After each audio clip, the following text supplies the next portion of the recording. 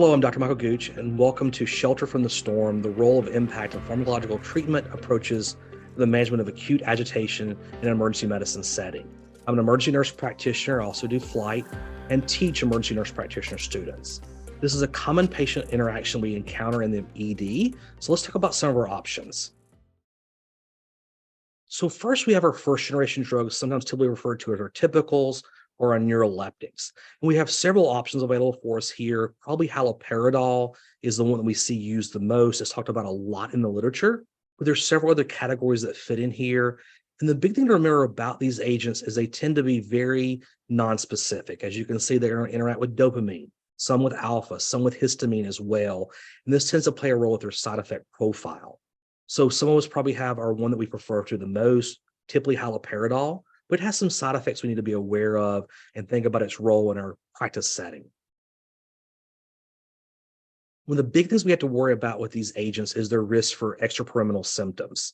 And this can be seen with both our second and our first generation drugs, and definitely something we need to watch for and maybe even educate our patients or even our coworkers about, that if this patient may develop some acute dystonias, they may have some of those akathesias that go along with this. This also may be why some patients tend to become non-compliant. As they develop these acute dystonias, they don't want other people to see these side effects, and it may give them some negative impact as well. One thing we may do there in the ED is go ahead and administer some of antihistamine or anticholinergic with that medication to kind of prevent that from happening, or some people just wait and see if it happens and then treat that patient after the development. In regular practice, the goal here is to either lower that dose or maybe try a different agent that may have less of those effects. Some of the other side effects we have to worry about with these neuroleptics is going to be our risk for tardive dyskinesias. Unfortunately, like the EPS symptoms, which usually are reversible, especially if we stop the medication or lower the dose, our TDs tend not to be reversible. Those usually happen for long-term therapy, so not a big concern when we're dosing that patient in the ED, but something we may just be aware of. All these agents have the risk for seizures because they lower the seizure threshold. They can all cause some other problems, especially cardiac. Most of these do tend to prolong the QT interval. So you have to worry about that risk for arrhythmias. And that's a big risk, especially in the patients on other medications that may alter the QT, or they have some deficiencies such as B12 or maybe magnesium that may play a role there as well. And now probably most of us are more familiar with our atypicals or our second generation agents. These tend to have a little bit better safety profile. They tend not to be as sedating as my first generation drugs, and we have several options here. Some of these are injectable and oral, some may only be oral. They have several indications you can see, but definitely maybe the preferred in your practice setting in that patient who we want to control their agitation, but definitely don't want to cause as much sedation. And that patient is cooperative, they realize they need to get some medication on board. This may be a great chance for one of those oral drugs, but definitely in that patient is acutely agitated, they're at risk themselves or others, we may have to go with an injectable. Very similar to our first generation drugs, these are going to have very similar side effects. They tend not to be as bad in the second generation drugs, but they may still have that risk for the QT prolongation, the seizure problem. One of the things we do see with the atypicals that we don't see with the first generation drugs is this risk for hyperglycemia. And that tends to be exacerbated in the patient who already has a risk for that, such as the patient with diabetes. But if your patient's on corticosteroids or other things that may influence the blood sugar, we need to watch that a little closer. All these atypicals and typical antipsychotics have a box warning now for their use in agitation in the dementia patient. We really should avoid that because it does tend to increase mortality. And some of these also have a box warning about the increased risk of suicidality, and that varies depending on the class and the medication. This is something for us to be aware of, and definitely just aware if we are using this for acute agitation, that patient with dementia, there is a box warning out there about that. So understand the risk, but also sometimes the benefits this may play. And we close out the atypicals and the typical antipsychotics, we have to worry about the risk for neuroleptic malignant syndrome. This is a rare but serious side effect we see with these medications. One of the big things here is this doesn't have to be a medication error. It doesn't have to be an overdose. It's just a side effect that happens. This patient also develops significant muscle rigidity and hyperthermia. They become altered. Our big focus here is making sure this patient maintain their airway. We can use benzodiazepines for muscle relaxants to treat their seizures they're having those, get their temperature under control, that may be with cooling measures, or using things like dantrolene. And just be aware this is a rare but serious side effect that we see with these medications. Benzodiazepines still play a role here. Sometimes these are given in conjunction with an antipsychotic or maybe separately.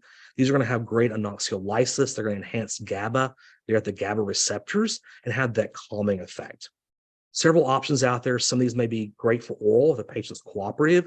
If I had to choose an injectable, I like midazolam because it can be given IV or IM. It's the preferred agent for IM because it's water soluble, where diazepam and lorazepam tend to be more lipid soluble and they don't absorb as well.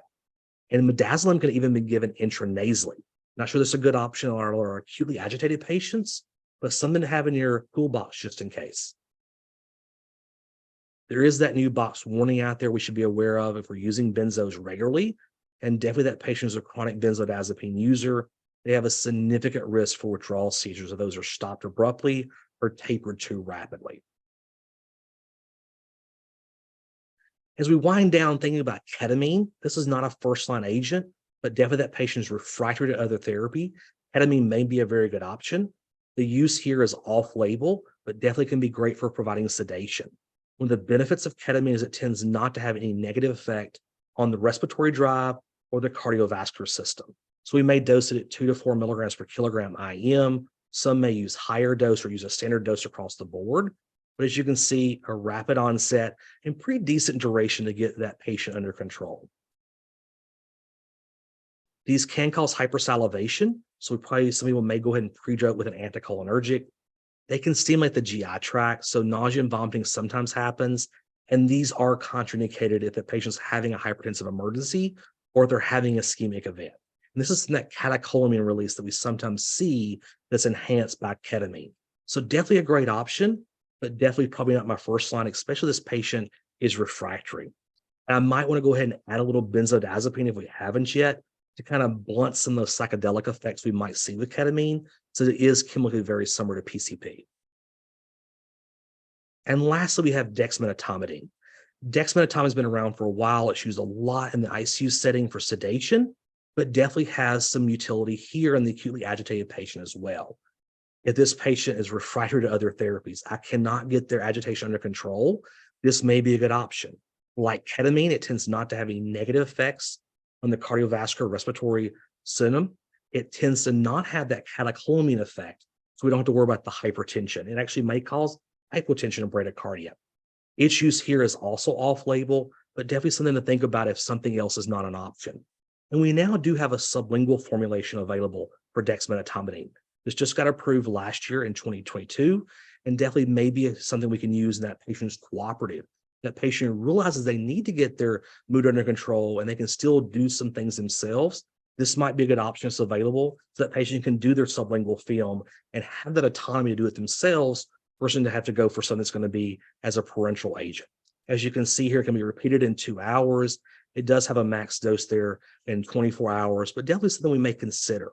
It tends not to cause some of those other effects we might see with ketamine, and definitely may be useful in that patient who's a little bit cooperative.